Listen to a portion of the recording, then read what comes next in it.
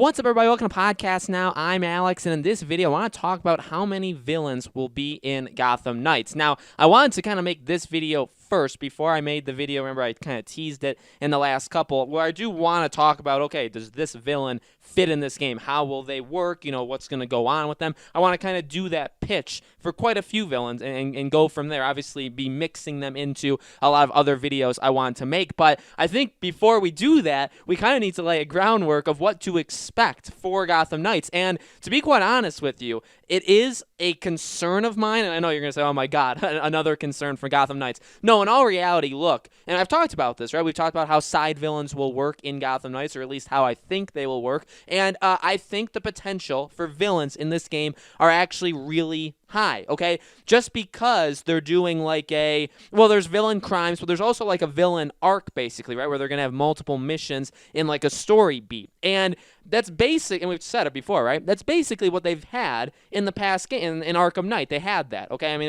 it was a villain wheel, and there was percentages, but pretty much it was, okay, you go on a trail for a villain, you do 2 to 4 different things, you know, whatever it is, and they're all very unique, very different, which, by the way, it was very, very good that they need to do for this upcoming game. We'll talk about that. And then, you know, and then you beat the villain. You fight the villain, you capture them, and you lock them up. So, you're basically doing that, hopefully, here. Obviously, under a new structure in terms of, okay, well, we saw the Mr. Freeze fight. I can only imagine the rest of them are going to be like that. And look, at the end of the day, that kind of fighting and that kind of, again, like basically a brawler-style game is going to be for some people, and it's not going to be for others. The thing that worries me is Avengers, Marvel's Avengers. Now, you may have heard of it, small indie game that just came out, and one of my weaknesses, I would say, with that game is the fact that there's pretty much 3 to 4 villains in the entire game. Actually, so there's Abomination, there's MODOK, and there's Taskmaster, and that's pretty much it. I mean, there's like robots, okay? There's other things you fight in terms of the online component. You fight the villains over and over and over again, so they're the same thing. But that does worry me that for a Gotham Knights, they say, okay, well, because we're doing 4 characters, because of all that, we're going to limit the villains. Now, again, to not be all doom and gloom, what I will say is I don't believe that's going to happen. I really do believe and hope that we're going to get more, not less. Now, giving an exact number is pretty difficult. I will admit that. I'll be transparent with you guys. But look, we know it's divided into 5 zones, right? They talked about 5 different zones for this game. And the question, and I know people have asked me to talk about the map. I will talk about the map at some point. So the question is, well, does each villain get a section? You know, how exactly does that work? I don't think they are going to do that. However, there has been rumors in the past. We have kind of seen that even like with an Arkham City, how each villain kind of had a specific part of land. In my opinion, I really don't want that. I think that would be okay, but basically the only reason I don't want it is because it limits you to 5. If you only have 5 zones, you can only have 5 villains, in my opinion, if you're doing it like that. Now, I could be misreading basically the situation, right? So there are ways of doing it. Remember, when they were doing the map, we all kind of thought, okay, well, maybe there's all these different zones. People were throwing around some very high-numbered zones, and maybe each zone would have like a Talon that you have to fight, and they would defeat, and that's how we got the Nemesis system to work in this game, which, by the way, does not seem like it. I mean, from everything we've seen so far, I really feel like if the Nemesis system was in the game, they would have talked about it, which is honestly, very disappointing, because they missed a really big aspect that could have helped them out. Honestly, I really do think that's a huge, huge mistake, but at the same time, it may not end up obviously affecting the end product. But I just hope they don't go 5 zones, 5 villains, because we've already then seen one, right? Mr. Freeze. But the thing to note with Batman, and I hope Warner Bros. Montreal knows this, is a couple things. One, there are main villains and there are side villains. So when we have a video like this, I was contemplating even putting the word side in it. I just thought ultimately it doesn't really matter, right? Because the Court of Owls are those main villains. But it's also possible that there's other quote-unquote main villains, and then there are these side villains, these villain crime, arc kind of things, like a Mr. Freeze. If we combine them, well, we know 2. We know Court of Owls, and we also know Mr. Freeze. There were rumors, obviously, of the League of Assassins, right? The GCPD is all messed up as well, so we can assume that there's probably going to be quite a few extra villains. I would say they should and I've always held true to this, they really need to try and do as many, if not more, than they did in Arkham Knight. Again, you don't need the villain wheel. And what what I will say, what honestly does excite me about this kind of game is it is open world, okay? It's an open world game. The entire structure of it really rests on, in my opinion, probably 3 to 4 things, okay? There's going to be the main story. So the main story, and because you got to think of it actually like a quest system, because it's basically that kind of, it's an RPG. So you go around, you do the main quest. So that could tie into the Court of Owls, that could tie into Batman, maybe it goes into Jim Gordon's death, all of those different kind of things, okay? That's the main thing. It goes into the GCPD being corrupt, anything else you want to throw in there. You have side stuff. Now, side stuff, okay, it's very ambiguous for a reason, because it can be multiple things. It could be just these random, grunts on the street, attacking a civilian, which, by the way, they kind of hinted that those random acts will happen. But then there's also the side missions, and the side missions hopefully are all tied into an actual villain. I would love it. You look at a game like Ghost of Tsushima, you look at that game, and there are side things to do, which I do think will be in Batman. They'll probably, I don't want to say it, I don't want to bring up the R word, Riddler, but I do think that is going to happen, because you do need to have,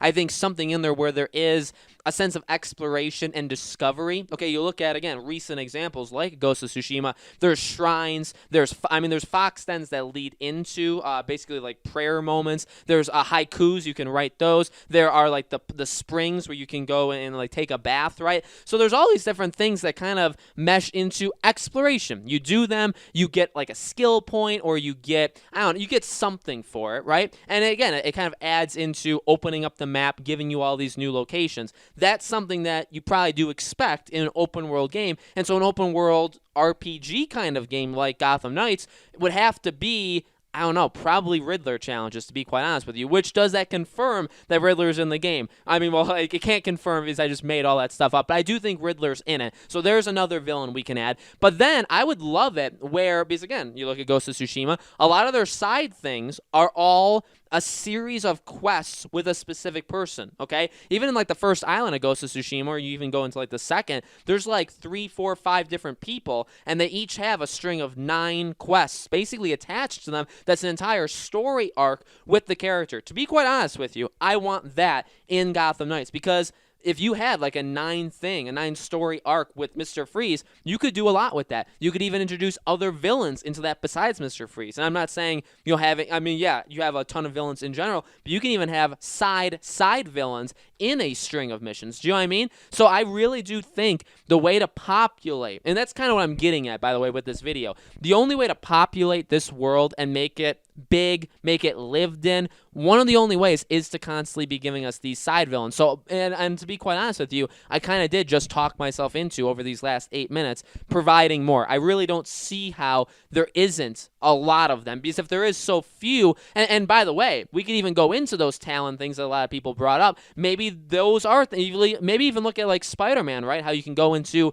kind of like the hideouts and beat like the waves of enemies. Maybe it's something like that with a talent. Those are side objectives. Those are things that you can do, or you don't have to do them if you don't want to, but those are around the area. Maybe you can kind of like purify the area, right? Like if you do it, maybe it's all, again, do you do a thing where like you can't see part of the map? I know obviously the games don't normally do that, but do you do something like that because this is a different kind of game, right? You're kind of exploring the world that you have. It'll be really interesting to see how they do it, but I really do think more is good. And by the way, and I've said it before, I don't want them to sacrifice putting in 20, like just going overload on villains for the sake of doing it, and then they're like one mission each, and then they're gone afterwards. You don't really feel like they did them justice. You gotta be very, very careful with how you're doing it. You know what I mean? And that's something that I have always stressed, and I do want to even stress in this video. I know I've probably been the biggest supporter of, give me villains. Give me you can take as many from the past games that you want that were successful, that you want to give a new kind of take on, right? You'd bring those in, but then also give us brand new ones. So I have always been in support of, hey, give me 15 to 20 villains. Honestly, do that. I mean, that would be amazing. But the caveat is don't do that if they're going to be one mission each, if they're going to be lame, if they're going to kind of be maybe even more like Easter eggy kind of. I mean, obviously there's going to be Easter eggs, there's going to be references all throughout the game, but you know what I mean? I want this game to feel live, to feel like it's a live, not a live service game. I want it to just feel like it's alive. I think the best way of doing that is by doing these villains. I think that honestly worked, and I think it will work. By the way, I really do think it'll work, because again, you look at Arkham Knight and you're going around and there's like the car chases that are going on. There's different groups, on those like ledges that you have to take out. I mean, they do a lot of different stuff in this world, and then there's the villain wheel, and you could just kind of walk into sometimes missions without even knowing it, and bam, a new villain is doing something to the city. Do you know what I mean? That is really, really cool. And, one of the issues I think with Ghost of Tsushima is a lot of times it doesn't really feel alive, like things are happening. I think Gotham Knights shouldn't have that problem, because you have all of these objectives. Again, you have maybe you do Riddler stuff to fill in some gaps. You do some Talon stuff to fill in some, you know what I mean? They'll have some things that maybe there's like 30 of them in the world and you complete all of them, right? Or they could say, okay, if you want to complete all of them, that fills in some gaps. Then you have the side, missions with these side villains that are deep, and you have a lot of them. And then you have the main mission, right? Which is, you could have the Court of Owls. Maybe some of those side villains confuse their way into the main, and kind of like infuse themselves in. You could do that. So I really do think, the more I talk about it, the more I really do think the potential is there. I mean, this is the base game. That's another thing. Like, I look to Avengers, and the story is so short, but like the game isn't really made for, I mean, we all know why Avengers was made, right? It was for the multiplayer aspect. So, the story lasting 8 to 10 hours, kind of to be expected. For Gotham Knights, like, this is it. Like, yeah, you can play with other people, but like, this is it. The story, all the side stuff, like, this is the entire game. They've been working on it for a long time. I expect a lot of, I'm not saying how many hours I want, and honestly, I don't think it's all that fair to say, oh, I'm expecting 60 hours in this game. You know what I mean? I mean, obviously, we'll have to figure that out as we get closer, but I think that because this is like the full thing, I don't think it's wrong to say, hey, give us as many villains as you possibly want. Just, again, do them justice. Do